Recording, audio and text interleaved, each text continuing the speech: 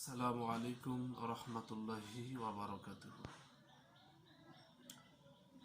আজকে আপনাদের সামনে অত্যন্ত গুরুত্বপূর্ণ একটা বিষয় নিয়ে হাজির হয়েছি। তা হচ্ছে আরবি ব্যাকরণের ইলমুস সরফ, একটা গুরুত্বপূর্ণ বিষয়। গত পর্বে এই বিষয়ের উপরে আলোচনা করার কথা ছিল, আজকে তা আলোচনা শুরু হচ্ছে। নাহবিদগণ বলেছেন, আসরফু উম্মুল উলুমে ওয়ান নাহু আবুহা। সরফ হচ্ছে সমস্ত জ্ঞানের মাতা আর নাহু হচ্ছে সমস্ত জ্ঞানের বাবা। তাহলে একটা সন্তান যদি ভূমিষ্ঠ হয়, জন্মের পরপরই সে তার মায়ের পরিচয় লাভ করতে পারে। সে কিন্তু তার বাবার পরিচয় পায় না, তারপরে সে তার বাবার পরিচয় পায়, কিন্তু জন্মের পরেই সে তার মায়ের পরিচয় পায়। ঠিক ব্যাকরণের যে বিষয়টি আমরা আলোচনা করব, যে বিষয়টা আমরা শিখব, প্রথম কিন্তু আমাদের মা থেকেই শুরু করতে হবে। এজন্য আমাদেরকে শুরুতে আমরা যে বিষয়টা আলোচনা করতেছি সেটা হচ্ছে ইলমুস সরফ। ইলমুস সরফটা কি জিনিস? ইলমুস সরফ হলো, ইলম মানে জ্ঞান, সরফ শব্দের অর্থ রূপান্তর করা, রূপান্তরের জ্ঞান। রূপান্তর করা, ঘুরানো, ফিরানো, পরিবর্তন করা, বিভিন্ন ভাগে ভাগ করা, এটাই হচ্ছে ইলমুস সরফ। একটা শব্দ নাসরা, এই নাসরা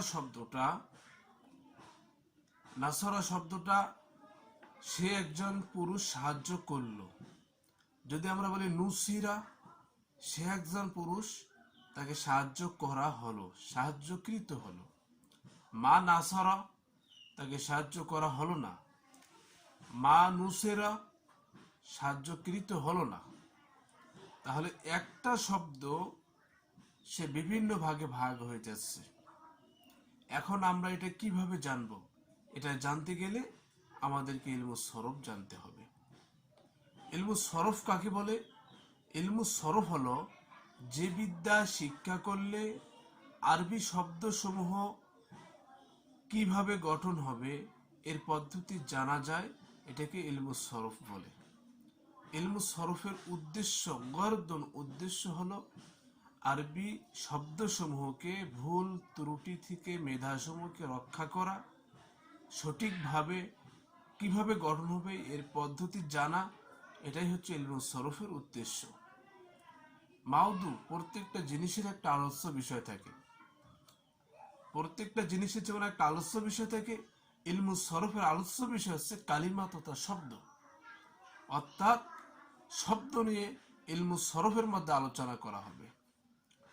যেমন পবিত্র কোরআনুল কারীম যদি আপনি তেলাওয়াত করতে যান, তাহলে কি আছে? শব্দ আছে। প্রত্যেকটা শব্দই এটা কি এসএম, না এটা ফেল, না এটা হরফ, এগুলো জানতে হবে।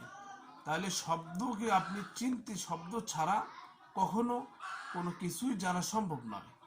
আর ইলমুস সরফ যে বিষয় নিয়ে আলোচনা করে, সে আলোচনার বিষয়টা হচ্ছে শব্দ, কালিমা তথা শব্দ।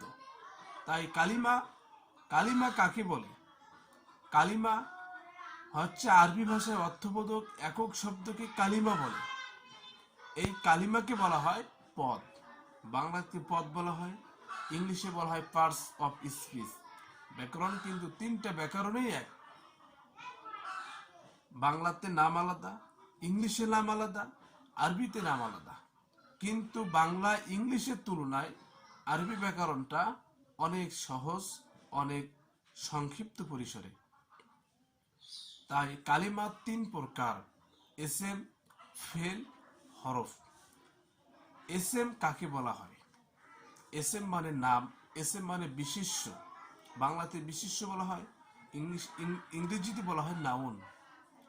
তার এসএম হচ্ছে যা নিজেই স্বয়ংসম্পন্ন। যেমন এই যে আমার কাছে একটা কলম দেখা যাচ্ছে, এই কলমটার নাম, এই নিজেই স্বয়ংসম্পন্ন, নিজেই স্বয়ংসম্পন্ন, একে আর অন্য কেউ সাহায্য করতে হয় না। তাহলে মনে করেন এসএম হচ্ছে যে কালিমা, যে শব্দ নিজেই গঠন হতে পারে তিন কাল: অতীত, বর্তমান, ভবিষ্যৎ। আরবিতে বলা হয় মাজি, মুস্তাকবিল, হাল। তিন কালের সাথে সম্পর্ক থাকে না তাকেই বলা হয় এসেম। যেমন কালামুন কলম, কেতাবুন বই, আরদুন পৃথিবী, সামাউন আকাশ ইত্যাদি। ফেল হচ্ছে যে কালিমা নিজের অর্থ নিজেই প্রকাশ করতে পারে। তিন কাল অতীত, বর্তমান, ভবিষ্যৎ কোনো এক কালের সাথে সম্পর্ক থাকে তাকেই বলা হয় ফেল। যেমন হচ্ছে নাসরা, সে একজন পুরুষ সাহায্য করলো। সাহায্য করলো এটা কি? সাহায্য করছে, এটা অতীত হয়ে গেছে। যদি বলি ইয়ানসুরু, সে সাহায্য করছে বা করবে, এটা হচ্ছে বর্তমান এন্ড ভবিষ্যৎ। সাহায্য করতেছে এটা বর্তমান এবং সাহায্য করবে এটা ভবিষ্যৎ। তাহলে ফেলটা হলো তার মধ্যে একটা কালের সম্পর্ক থাকবে, কালের সাথে একটা সংযোগ থাকবে। হয় এটা বর্তমান কাল হবে, না হয় এটা অতীতকাল হবে, না হয় এটা ভবিষ্যৎকাল হবে। এসএমটা হলো তার মধ্যে কোনো কালের সংযোগ থাকবে না, নাম বিশেষ্য। এখন এসএম এর বিষয় ইলমে নাহুর মধ্যে আলোচনা করা হবে। এসএম এর আলামত রয়েছে শব্দের শুরুতে আলিফ লাম যুক্ত হওয়া,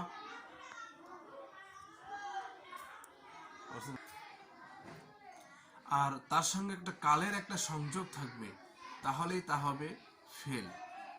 যেমন নাসরা, জারাবা, কারুমা, ফাতাহা।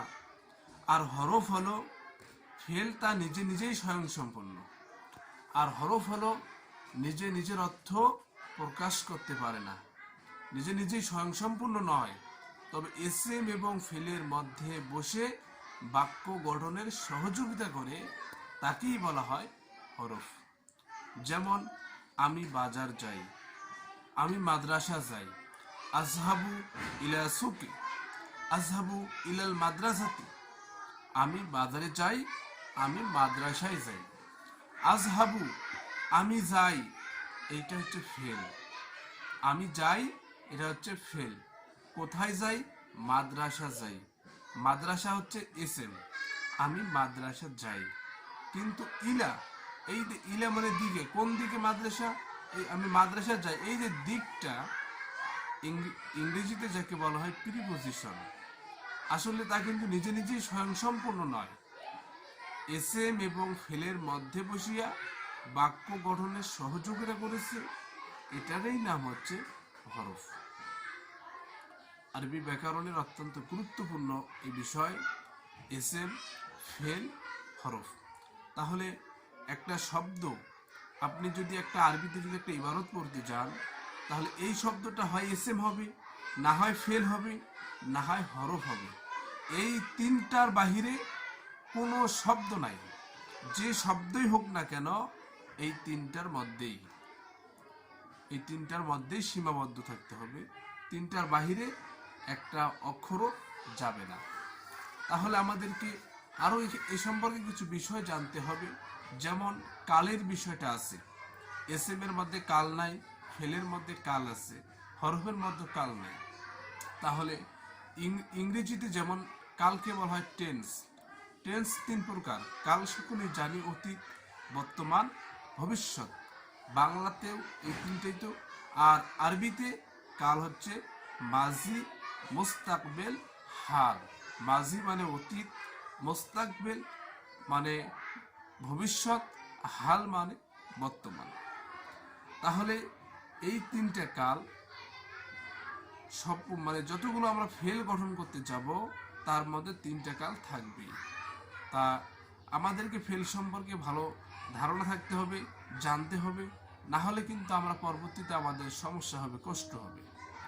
এখন এই ফেলগুলো দুই প্রকার, একটা হচ্ছে আফালে মুতাসররিফা, আফালে গয়রে মুতাসররিফা। একগুলো হচ্ছে রূপান্তর হয়, আর একটা হচ্ছে রূপান্তর হয় না। যাই হোক, আজকে আমরা যতটুকু আলোচনা করলাম, আল্লাহ পাক যদি আমাদেরকে হায়াতে বেঁচে রাখে, আগামী পর্বে আমরা ফেল সম্পর্কে, সিগা সম্পর্কে আমরা বিস্তারিত আলোচনা করব। আপনারা আমাদের ভিডিওগুলো দেখতে থাকেন, ইনশাআল্লাহ আপনারা উপকৃত হবেন। যদি উপকৃত হন, সাবস্ক্রাইব করতে ভুলবেন না। ওয়া আখিরু দাওয়ানা আলহামদুলিল্লাহি রাব্বিল আলামিন। আসসালামু আলাইকুম ওয়া রাহমাতুল্লাহ।